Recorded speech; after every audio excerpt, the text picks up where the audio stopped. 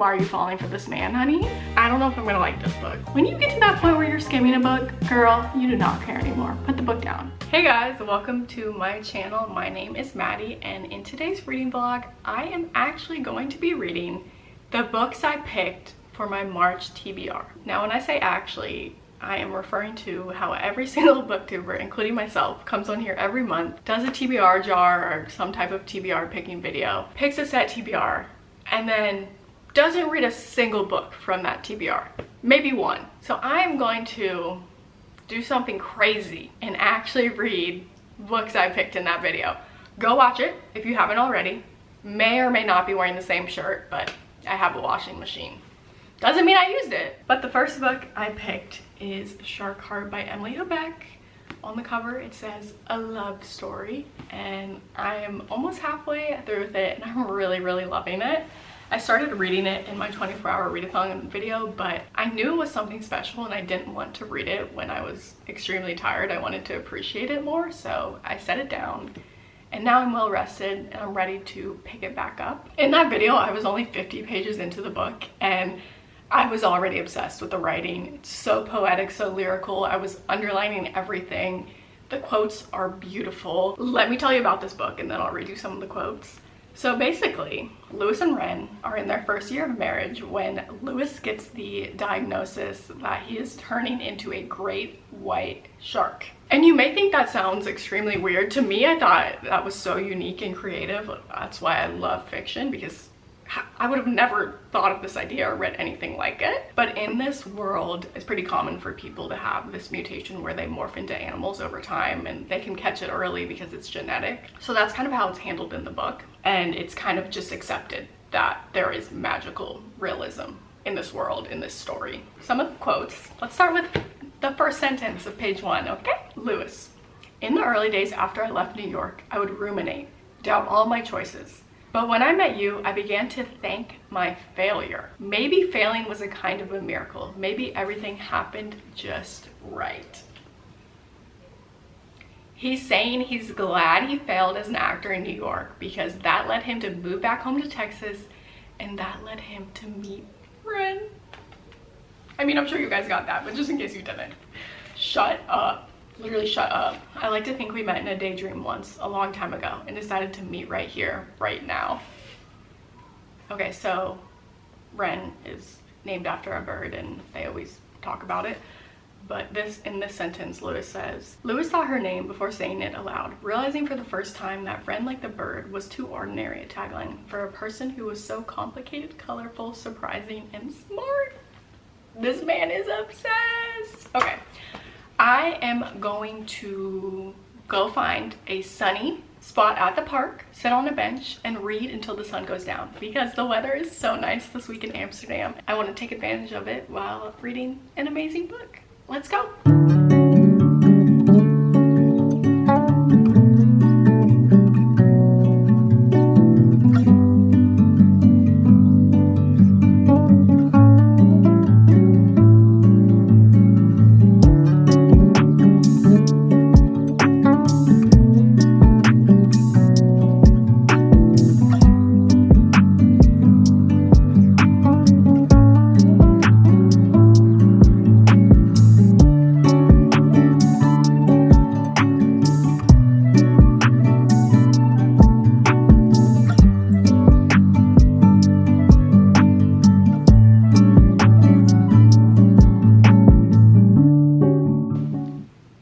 Shark Heart last night. My time reading at the park was so magical and I just kept reading when I got home and I finished it. It is a quick read. It looks like a chunky book, but most of the pages only have a few sentences on them. So you can definitely finish this in one sitting and it is really enjoyable, so I'm sure you will. I loved it. My gut was right from the beginning. I think it is a beautiful love story. It is very poetic. It's allegorical. There is meaning behind every single thing that happens. It leaves you reflecting a lot on your life and it's perfect. I gave it 5 stars. I really want to read anything else this author writes because she just has a way with words. Let me tell you, she writes the most beautiful sentences. And I loved the characters too. they were both very likable. And then we also saw some other characters that I enjoyed. So I took some notes on my phone just to kind of show you like more about the book. The whole thing with this book is Lewis is turning into a great white shark and there's no way to stop it. And you find that out on the summary of the book. And the theme of the book is, you know, time is precious, and is love worth it in the end? Should you fall in love even though this person has the potential to leave you, to die suddenly and break your heart into a million pieces? It's kind of the same theory that people talk about like when buying a dog. Why would you get a dog when you know it's going to break your heart one day? Like, you're going to outlive your dog. But you do that because it brings you so much more love and happiness, and you think of all the happiness the animal brought you instead of the grief you're feeling. You choose to feel love instead of sadness. Does that make sense? I don't know if I explained that perfectly. Feeling that much love for someone or something is worth the pain. And that's kind of what this book is about. This book is not going to be for everyone, and I know that. I will be very specific with who I recommend this to because I know it's not for everyone. But it's for me, and I'm glad it was. I wrote, it's odd, but so captivating, thought-provoking, and I loved the magical realism because the summary goes crazy. You're like, what? But it was so well done. And then I just wrote a few quotes that kind of explained exactly what I said. So why am I repeating it? I don't know. Joy and grief are human birthrights, but mostly being alive is everything in between. Nothing bad lasts forever, neither does anything good. Time was a heavy stone turning inside her. Ouch. I thought I had a lot of life lessons that we need to remind ourselves of, and that every day is precious, and surround yourself with people you love and seize the day. I don't know. The next book I'm going to pick up is a complete 180. It's a dark romance. I'm going to be starting the Torment duet. Now, when I was filming my TBR video, I got confused because I thought it was only 2 books in a series because it was called the Torment duet. But the first 2 books are technically, you have to read as one, even though they are 2 separate books. That's what a duet is when the first book doesn't finish the story. Let me know if I'm wrong. I don't know. I'm going to read the first half of the duet, and if I like it, I'll continue it. And if I don't, I won't. It's a dark romance, and I saw Larissa loved it. So let's give it a chance. And it's on Kindle Unlimited.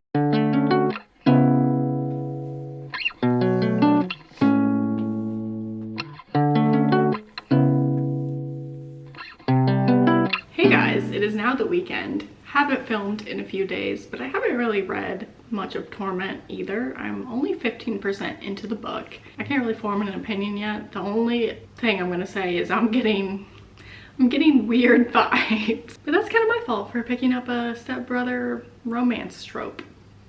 Yeah, we are about to, surprise, surprise, go to the park to read because it is beautiful outside. This whole week has been perfect, and I'm gonna take my Kindle and maybe one more book in case this isn't the vibe, because I feel like I should be reading a happy, fluffy, contemporary romance, and that is not what Torment is about. So let's go through some of the options. I'm thinking about bringing Meet Me at the Lake by Carly Fortune because that is another book I picked in my TBR jar video, and this fits the vibes perfectly. But I also don't really want to start a book at the park because it'll be hard to get into with people talking and loud music and whatnot.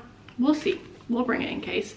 And then I did want to show you the other books I picked in my TBR video if you haven't watched that. The other 3 physical books I have are The Old Man and the Sea by Ernest Hemingway, The Defining Decade by Meg J. And I actually saw someone talk about this recently. I've known about this book for years, obviously, because I've had it for 3+ years, but I haven't seen anybody talk about it in a while. And then I saw Lauren from Lauren's Reading Corner on Instagram. She started talking about it again, and I trust her opinion because she doesn't normally love nonfiction books, but she said that she unironically loves this book. Then we have Redeeming Love by Francine Rivers. And crazy enough, I also saw someone on my Goodreads reading this, and then I saw they finished it and gave it 5 stars. So I actually think I might get to all of these books, not in this video, but hopefully this month. The other books I picked are on my Kindle. I think it was First Time Caller by B.K. Borison, which now that I'm thinking about it, maybe I'll read that one at the park because that fits the vibes I'm going for as well. And I have that one out from Libby right now, so I need to return it soon. And then the other book I picked is a thriller, and it's called On a Quiet Street, so I probably won't read that on this beautiful, perfect summer day. Just wanted to update you guys on all of my choices that I can pick for this video. Let's go read.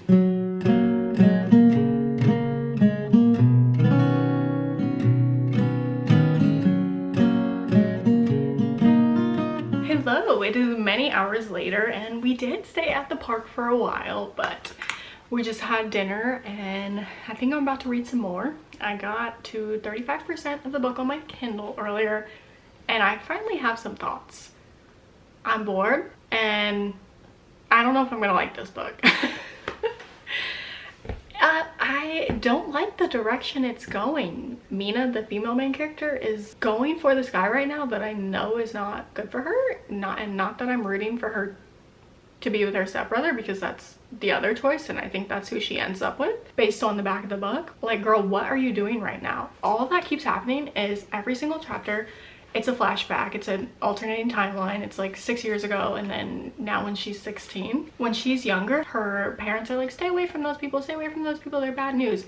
And then nobody watches her. She runs off when they're at the park and is talking to these people she's not supposed to talk to because her stepdad's in like some type of club and these other guys that are bad are part of a different club.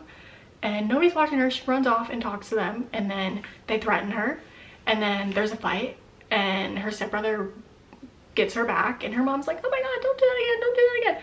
And then she's a year older, she does the same thing in the mall. Girl, what is going on here? And I'm not blaming her, but come on, you're too old to be acting like that. And the other thing that's driving me crazy is in every scene when she runs into her stepdad or her stepbrother, they're like, yay, Mina's here, and they like pick her up and put her on their hip. Girl, you're 11. You're 11. On your hip? You're carrying around an 11-year-old? That can't be accurate, okay? Maybe she's really small. I don't know. Let's see what's gonna happen. Not a whole lot is happening right now, but I do know based on the alternating timeline that something crazy happened in the present. And she doesn't even really know what happened. I don't know. Okay, bye.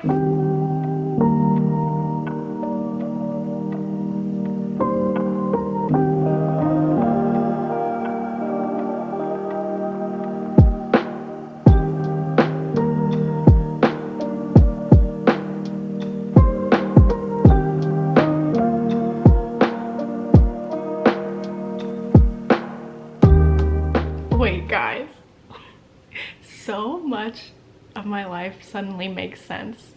Where my love for forbidden romance comes from. My friend just sent me an edit of Callie and Brandon from The Fosters. If you guys watch that TV show, please comment down below. It was on ABC Family. I watched every single season. I watched the spin-off. I loved that show. I remember I somehow related it to my college course and wrote a 20-page paper about it. Like, I don't know, I loved it. And I loved Callie and Brandon. They should have been end game, but they weren't. I mean, for obvious reasons. They are where my love for forbidden romance started because they weren't step siblings. I guess it was considered like a foster sibling romance because they were fostering Callie and her brother, and then Brandon's family ended up adopting her and they had a fling for a while. I don't know. It was off and on. I don't know. But I loved them together. I don't know why, but I feel like everybody did. Everybody watched that show, shipped them together, even though they did not end up. And so that's why I reach for these stepbrother romances or like forbidden romance tropes because of that show. I loved that show. I still love that show. I might rewatch. Like, come on. Come on. That is crazy. This is suddenly making so much sense. I don't know if this lighting is great, but just wanted to update you. I am DNFing Torment, okay? I'm done with this book. I don't care what's happening. I don't care what's going to happen. I was really excited to read it because Larissa really hyped up this book, and I do like a lot of her recommendations, but I don't like this one. I'm sorry, Larissa. I didn't know much going into this book either. I just knew that something really sad happens, which I haven't gotten there yet. And two, I thought the main character falls in love with her stepbrother and that it was a stepbrother romance. And then there's this other love interest that I was not reading for at all because I assumed that he wasn't who she was going to end up with. And honestly, I still don't know who she ends up with, so this isn't a spoiler. But I think she might end up with that guy that nobody's rooting for. But maybe we're all supposed to be rooting for him. I don't know. I don't know what's going on at all. Nothing has happened. I'm 60% through with the book. And I can't continue to read this book for the sake of the video because not a single thing has happened. It's exhausting. The book is making me mad. And I'm not here for it. I'm going to count this as a finished book on my Goodreads challenge because I suffered through over 60% of it. But I'm never going to find out what happened. I actually went on to Goodreads to look up spoilers earlier because I do want to know if something crazy happens, like maybe I do want to continue reading it. And it took me too long to find any spoilers, so I gave up and I decided I no longer care at all. But if you want to comment down below what ends up happening, be my guest, or message me, I guess, so you don't spoil it for other people. And Torment is considered a duet because there's a part 2 of this story on Kindle Unlimited as well. So maybe crazy stuff happens in the second book, but I'm sure as hell not waiting around to figure out what that is. Okay, this ends right now. And I know I wanted to DNF it, 1, about 10% into the book, but I didn't. 2, when I started skimming it today to figure out what happens, when you get to that point where you're skimming a book, girl, you do not care anymore. Put the book down. And 3, I started 1 chapter of First Time Caller by B.K. Borison last night, and just chapter 1, 8 pages of that book. I enjoyed 8 pages of that book more than 200 pages of this book. And that's when I decided it's time to DNF. So I'm done talking about this book. Sorry if you love it. Reading is subjective. I can't even fully critique it because I didn't finish it, but I don't want to. So now we're gonna get right into First Time Caller by B.K. Borison, my first book by this author, and I'm so excited to read a rom-com. I deserve this. Guys, the power of a good book. Ugh. A good book just makes you want to keep reading, and it just shows that I should have DNF'd the last book sooner. But I am currently 30% through with First Time Caller by B.K. Borison, and I am having so much fun. It's a rom-com. The banter between the 2 main characters is already bantering. It's really funny. It's sweet so far. This has potential to be a 5-star read for me. I love the premise of the book. Let me read you the summary. Aiden Valentine has a secret. He's falling out of love with love. And as the host of Baltimore's romance hotline, that's a bit of a problem. But when a young girl calls into the station asking for dating advice for her mom, the interview goes viral, thrusting Aiden and heartstrings into the limelight. Lucy Stone thought she was doing just fine. She has a good job, an incredible family, and a smart, slightly devious kid. But when all of Baltimore is suddenly scrutinizing her love life, or lack thereof, she begins to question if she's as happy as she thought. Maybe a little more romance wouldn't be such a bad thing. Come on, Lucy. Everyone wants Lucy to find her happy ending, even the handsome, temperamental man calling the shots. But when sparks start to fly behind the scenes, Lucy must make the final call between the radio-sponsored Happily Ever After or the man in the headphones next to her. It's perfect. It's like a grumpy sunshine trope. Aiden is a cynic. He doesn't believe in true love. Lucy is a hopeless romantic. She just doesn't think it's ever going to happen for her. But Aiden is slowly changing his ways and he is turning into a simp for Lucy. Cannot wait to continue reading. We'll update you guys later.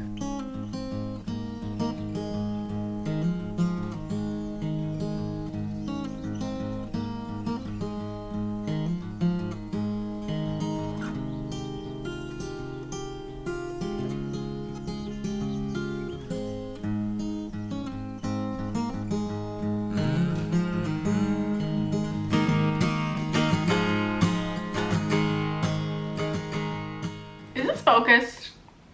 I just finished First Time Caller by B.K. Borison, so here are my thoughts. This was my first novel by this author, and I've heard great things about her for a while now, so I'm glad I finally understand the hype because I did really enjoy this book. It started out so strong for me. I think I mentioned that this may be a 5-star read.